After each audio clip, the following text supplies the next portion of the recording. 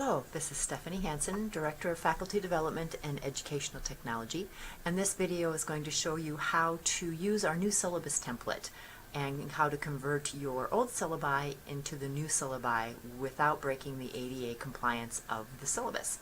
So I'm going to show you our new syllabus. This is what it looks like. It's very sleek, it's very simple, it's ADA compliant, and how you check to see if something is ADA compliant is to go to File, and then check for issues, and then you click on check accessibility. And then when you've checked your accessibility, if it says that this is all great, then you have an accessible syllabus, which means that screen readers can read it, which means that the colors are correct for those who are colorblind. That means that anyone with some sort of vision or hearing disability can manipulate and maneuver. It also means that people who cannot use a mouse or people who rely on technology because they're paralyzed, they can access the syllabus pretty easily without having to do a bunch of clicks or other aspects. So because this one is accessibility or ADA compliant, and because we would like all of our syllabi to look like this, I'm going to show you how to quickly copy and paste your information from the old syllabus to your new syllabus template. So here I have an old syllabus that I used last spring for a class that I taught. You can see that I have the accessibility checker on, and it has lots and lots of errors because our old template wasn't ADA compliant. And so you can see that I could take some time to fix all of these, but unless you have some pretty advanced technology skills, figuring out how to fix all these could be pretty difficult. So instead, we're going to transfer this information to the new syllabus. So if I pop back to my old syllabus, I need the course number and the course title. Now you can type them in or you can copy and paste them. So here it is. So I'm going to basically what I'm going to highlight, and then I'm going to do a Shift F10, which is a copy, or you can do a Control C. It doesn't matter, whichever one you want to do. So I'm going to copy. I'm going to go back to my new syllabus. I'm going to highlight this. And now when I go to paste, this is the step that you really have to watch. You need to choose this icon right here that says Keep Text Only. But if you can see that it changes something here. So if you see that it changes something, that means that copying and pasting isn't going to work. So that means I'm going to have to type it in. And you can see that there is a little arrow here. That's because it's marked as a heading. And it's marked as a heading so that screen readers, for people with visual impairments, get to this, they know that it's important and that it's a header, and that the information underneath it fits with that header. So instead of copying and pasting, I am going to have to type it in.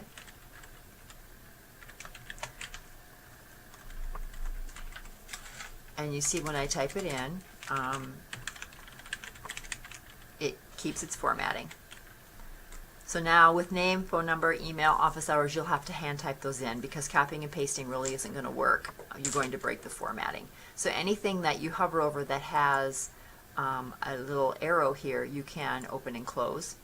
So that way you know this is how I work it. If I'm done with the section and it's done and complete, then I close it. And that's how I know that I'm done with that. Okay, so here we come down to the course catalog description. This is where you can copy and paste. So I'm going to go back to my old template and find my course description. Again, I'm going to copy. And now I'm going to go to my new syllabus. I'm going to highlight this. Got to make sure I get that. There we go. Now I'm going to do a Control F10 or a Control P, and when it pops up, you need to just keep the text. And you see that it changes something, so this is dangerous. I might be screwing up my template, so now I need to go back and look at how I've highlighted. I need to make sure that I get just this. I had a space that might have affected how this copies and pastes, so just get to that and see if that works. Again, text only. You can see it's going to show you what it looks like before you do it, and I've highlighted it correctly, so now I've copied and pasted. Now you see it didn't change anything. The headings are still there. I didn't change anything here, but notice that it put it in the, when I do a Control F10 and choose text only, it automatically converts it to the font that is being used throughout this template.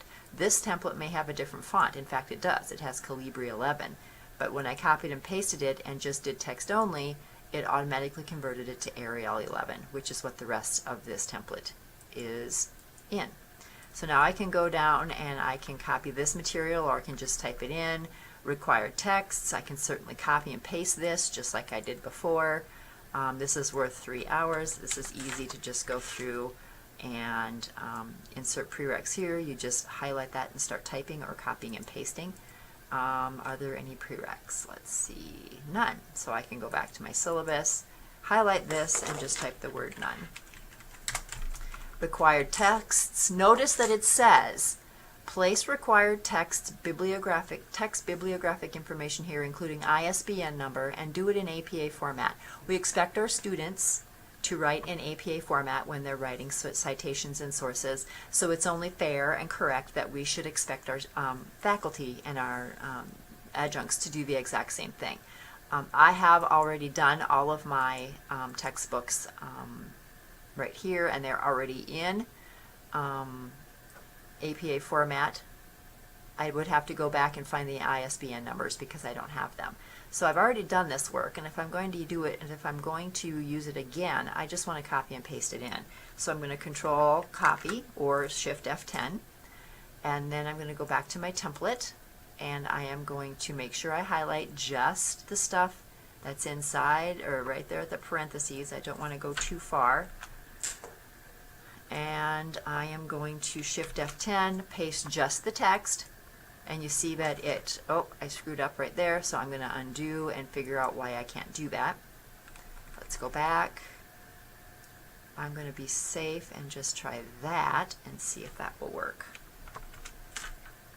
Paste just the text.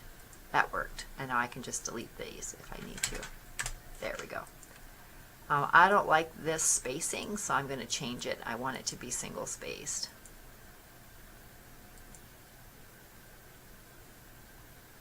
So I'm going to remove spacings before and remove after, that way they don't, and I want a space right here. Now spacing is okay as long as you don't have more than 4 spaces between things. 4 spaces alert screen readers that it's the end of the page, and so they may not go to the end of that page to find more text to read. So screen readers are really sensitive to things that have 4 spaces. So here are my required text. Notice I haven't changed the heading at all. There are my required texts. They're all in Arial 11. They are all in APA format. I'd have to go in and add my ISBN numbers if they're available. These are online books, so they may or may not have an ISBN number, so I would have to go back and find those. Course objectives, now this is where it gets tricky. You can try and copy and paste them. I can't promise that this is going to work, but we'll try it.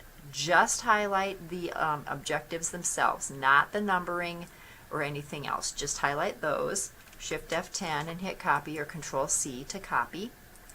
And then let's go back to my template. Now remember, now look, I just highlighted the objectives only, and we're going to see if this works. I'm going to do a Shift F10, paste. Let's see what it looks like. Doesn't look too bad. So I'm going to hit OK, paste those. I'm going to pull this back a little bit, and then something happened here, so I'm going to go back and see what that is. Okay, you can see that I grabbed an extra space here, so now I have to try this again. Copying and pasting can get tricky. Nope, it's not going to work. Let's see if I can put a space in here and try it again. Let's see if this works. There we go. I might have to redo my, there. So just a little manipulation. It takes some practice to copy and paste. So there I've copied and pasted. You notice that I had to backspace this up here and then hit enter to get number 5. You could have spaced this out before. I'll show you how that works to get the number of objectives that you have for the course. So for example, I could undo all of this Let's see. So right here I have the 5. I could do this and add as many as I needed to. I would have to type something here. Insert.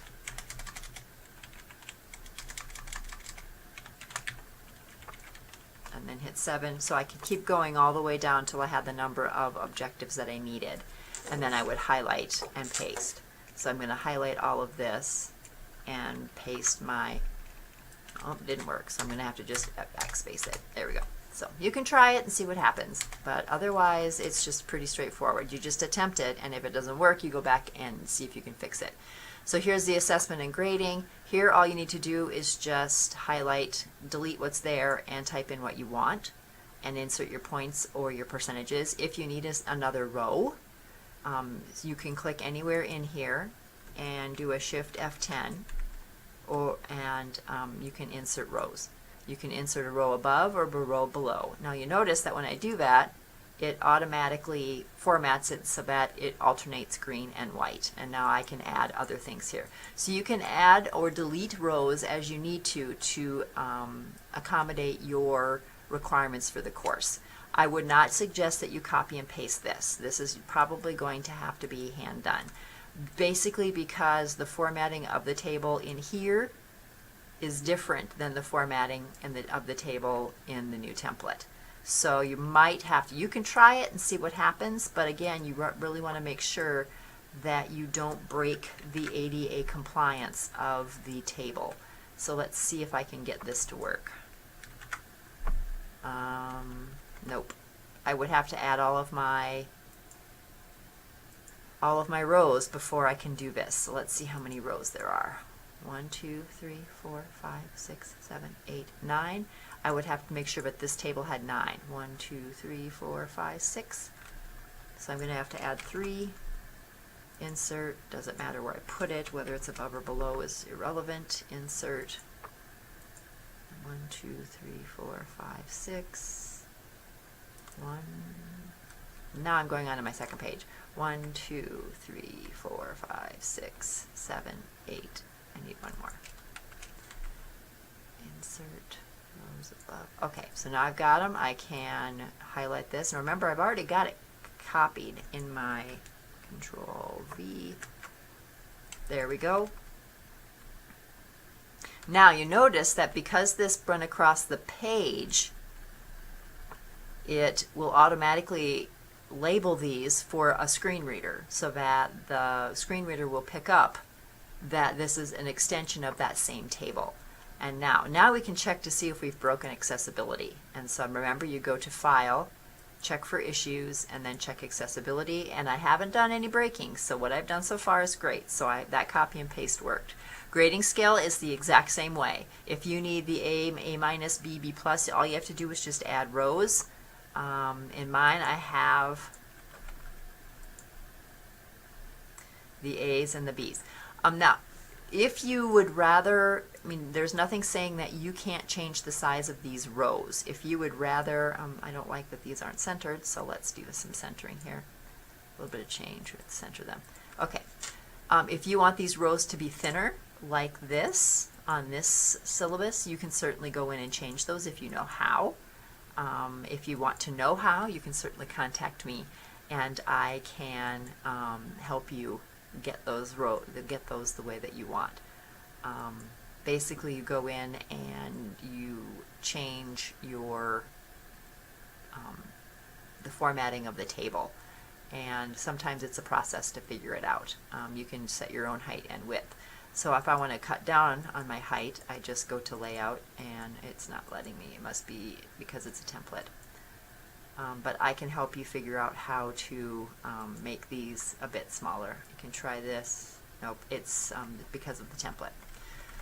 So then here's your grading scale. Again, you can insert rows to fit your grading scale. I think my grading scale is, yep, the A minus. So again, I add as many rows as I need to cover what I've got. I can copy and paste these in. If you want them centered, you can center. So let's see how many rows. 1, 2, 3, 4, 5, 6, 7, 8, 9, 10, 11, 12. And 1, 2, 3, 4, 5, 6, 7, 8, 9, 10, 11, 12. Okay, I'm going to go back and highlight my grading scale. Remember, don't take the top, just take your grading scale. Control C it or Shift F10 and copy. Go back, highlight this, and remember Shift F10, and then this one, keep text only. There you go, isn't that pretty? There's my grading scale. All right, course and school policies.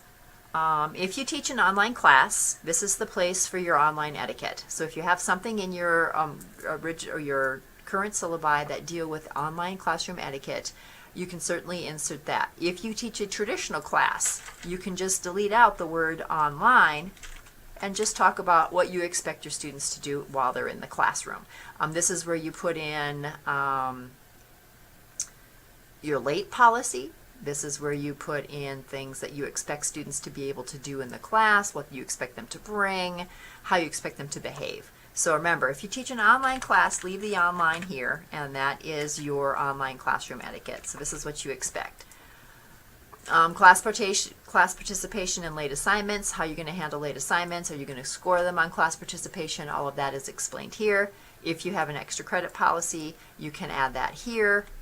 The technology requirements, basically you can copy and paste what you originally have. I want you to create a list of all the technology requirements that you expect students to have and use. So for example, if you want them to use ProctorU, if you want them to have Respondus download or Lockdown browser downloaded, if you need a special program for your textbooks like Revel, or if you're using Elsevier and they have some sort of, or a Pearson product, this is where you put that to let students know that they need these things in order to be successful in your class. And then you need to add the list of skills that the students are supposed to be able to do while they're in your class. Word processing, web searching, that kind of thing, using the PC library. Those kinds of things are what you put here. So make sure that you change this to fit what you want. So I would just copy and paste it like we've been doing. The presentation technology requirement link is there. And then this technology section has changed, so please don't make any edits in here. We now have an edtech@admin@presentation.edu, which is our email that my assistant Corey and I use to handle problems with Moodle, anything that deals with technology. So instead of emailing us directly, you would send this to edtech@admin. That helps us track, and it lets us share the duties. So make sure that this doesn't change.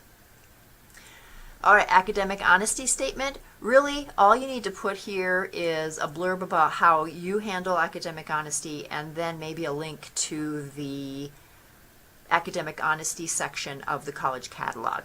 Putting a lot of, or copying and pasting the actual academic policy, it makes your syllabus pretty lengthy. I've seen instructors who have a PDF format of the academic honesty page, or the catalog pages, and they put that at the top of their Moodle course.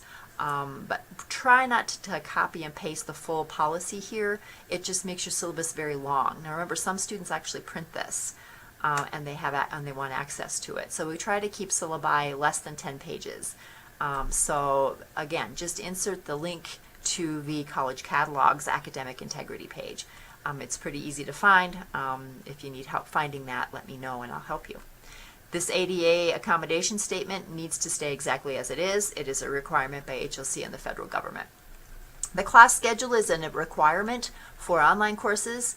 It is not a requirement for traditional NC courses, but I encourage people to use it. You can change out the weeks if you'd rather do sections, or if you're doing breaking it down into topics, you can certainly change those. You can delete the number of rows you have here. This has 16 rows.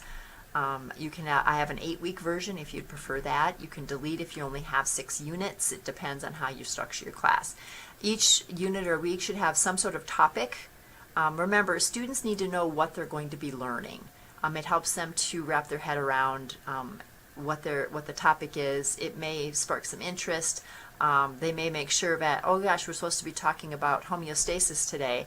but the text that I'm reading is talking about something else, so they may figure out they have the wrong edition of the text, or that there's a mistake in the syllabus or whatever. So it gives students a place to start. I know as a student, this is the part that I print so that I know that I'm on task and I know that I'm supposed to be reading something. So in here, if you're requiring any readings, this is where you'd put them. If you're going to require a discussion forum, a weekly quiz, you can add or delete these as you wish. Please don't say, please see Moodle. Because remember, these are stored. All of our syllabi are stored in files, and they are accessible by HLC, for one, because this is the requirement that we have. But also they're accessed because people want to have evaluations of equivalency. And so sometimes students request syllabi, and here these activities can help a student prove that some course is equivalent to a course at another university, or that one that's coming in that needs to be evaluated is equivalent, because we can see the actual process, the topics covered, because sometimes course catalog descriptions are pretty vague. So as much detail as you can put in. I also find that this helps teachers and instructors organize. They can see, oh my gosh, I'm assigning 40 pages of reading this week, but I'm only assigning 10 pages this week. Can I figure out how to balance that? You know, oh, I'm doing 4 assessments this week and none this week.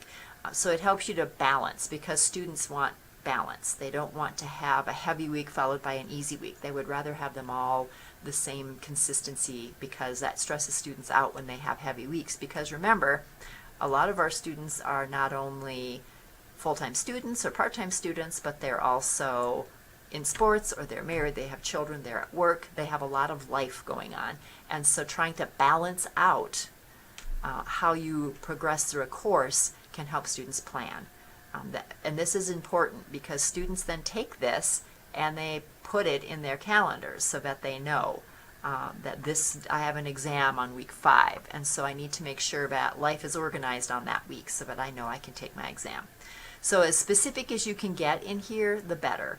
I find that this helps me organize. It helps me organize Moodle. When I go into my Moodle class and start putting content in, it helps me organize. It helps me figure out, okay, I only have 16 weeks, but I need to cover a lot more. What can I cut? What isn't relevant to the course objectives that I can pull from content, because it's nice if they know it, but this is not the meat and potatoes of the course. So those are things that this can help you do, is to figure out what's really important, what they really need to know, and what really meets the course outcomes, and then you can pull everything else, because it's better to dive deep into topics and really discuss them and learn them than it is to cover a lot of topics superficially, because there's no learning going on. So again, being very conscious and very deliberate about how you spread out your content is important. You know, I have a website that shows academic instructors how to balance courses. It shows them, you know, how much work is too much work. If you want that, you can let me know and I can email it to you.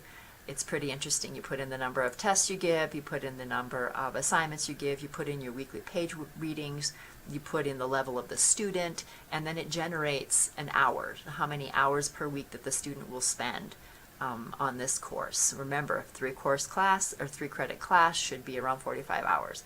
That means, you know, they should be working, you know, 3 to 6 hours a week on that course. So if you find that you've generated a 70-hour course based on all of the content and all of the assignments, that might be a little bit overwhelming for students. So this gives you a chance to really pare down and find and drill down and find what you really have to teach, and then get rid of the extraneous stuff that maybe can be covered in another class, maybe can be covered as a extracurricular topic if a student's interested, things like that. So this is a very important section. In fact, for me, this is probably the most important section. And then the next one's the late policy. So then if you have other class policies, if you have course policies, they would go in here, but you're going to have to do some formatting, which I can help you with. So let's say that I have, let's see, I'm going to go back to my syllabus and pull up a policy that I want to put in there. Here are my school and course policies. There's academic honesty, late assignments, so all of those are covered. So now I have another information. So I maybe want to put this other information header in there and then put this content in. I don't know, I'm going to have to look at that. So let's see. Okay, yeah, I have this. So me copy this, Control C, Shift F10, copy. Maybe go to my course. Now I want to make this a header. So if I click on this, you notice that up here in the corner it says, oh, this is a heading 3. That's your cue. So come down here, I'm going to type other course information, and then I'm going to highlight it, and I am going to make it a heading 3. Bingo! So now it looks like everything else. I'm going to shift down. Notice it goes back to normal. I'm going to Control V and check to make sure, yes, or Shift F10, paste. Remember, Shift F10 and paste this. So now I have added that, and it looks like everything else. So you can now add all the rest of your course information that you want in your syllabus. Try to avoid putting in a lot of assignment descriptions. Those you can put in a folder in Moodle. You can put those assignment descriptions with the actual assignment in Moodle. There are other places for those. Those descriptions make syllabi extraordinarily long. Rubrics, those should go either in a folder in Moodle, or they should be copied and made into a PDF and then posted in Moodle. However you want to do that. They can be added to assignments in Moodle, but try to keep those out of syllabi, just because adding all of that adds to the length, and adding to the length is a bit disheartening for students, or disconcerting for students. In the research that I've read, a syllabi that's between 8 to 10 or 12 pages is about what students expect. I have seen syllabi to 50 pages, which is way too much. So really, whatever's in here should be how you want to run your class and what your expectations. So maybe I like to put in sometimes what I expect students to do and what they can expect me to do. So I would come down here and other course information. I maybe put a header, student expectations. I know I've seen this in some people's syllabi. So I just type it in. Remember, it's a header 3. Oops, it would help if I could spell. And then I click header 3, there you go, and now hit enter, and now I can copy and paste or type in what I expect of students. I can also put a teacher expectations, or however. So anything that you want to put a heading on and put into your syllabus, that's how you do it. But remember, less is more. Anything that's assignment related, try to put that into Moodle if possible, or put a very short description in your syllabus and then put the major description in Moodle, because in online classes and most of our traditional classes, that's where students are doing the work. And so it's nice to have that there. Although your syllabus is available, it's nice to have that double protection.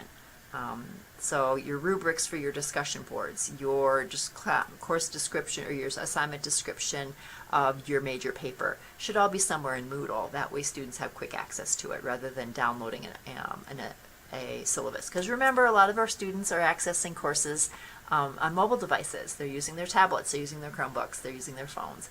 And so we want to make this as phone friendly as possible. And students don't like downloading PDFs on their phone, which is what this will be, is a PDF. And so PDFs, although they are smaller in size, downloading on phones can take up bandwidth, it can take up data time, and so it's just nice for students to be able to click on an assignment in Moodle and see the description, because Moodle is available on their phones and it's not taking up a lot of data to find it. So just be very conscious and deliberate about what you're putting in your syllabus and thinking about where else could this go. So that is basically how you format this syllabus. Now before you remember to save, I'm going to File, Save As. I'm going to save it as my new syllabus. Let's see, new syllabus. Remember, when you send these to your division dean or to your program director, there is a format that you use to save it so that when the executive assistant for the VPA's office tries to file these, they're all searchable. Make sure that you see that email. I'm sure it's be coming out towards when school starts in the fall, so that you format it correctly. So now I have this new syllabus test. I can save it.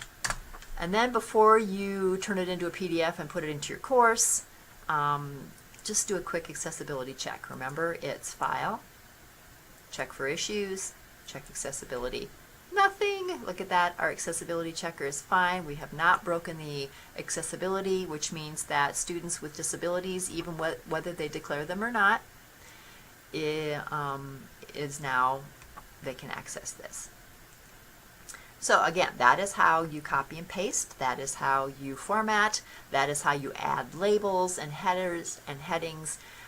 For any other questions or issues, just shoot me an email at edtech.admin@presentation.edu or give me a call. I can certainly help you. If you break the formatting and you can't fix it, shoot me an email with an attachment and I'll do what I can to fix it.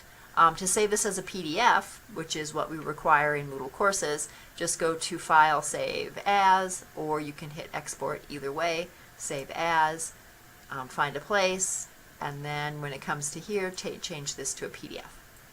That's all you have to do. So now I'm going to get and put the title in. Or you can hit Export, and it says Create a PDF, and it does it for you automatically. And then you can attach that one to, there's my PDF. You can attach that to, or upload this into your Moodle course. So there's the PDF version right there. So, got any questions? Let me know. Thanks.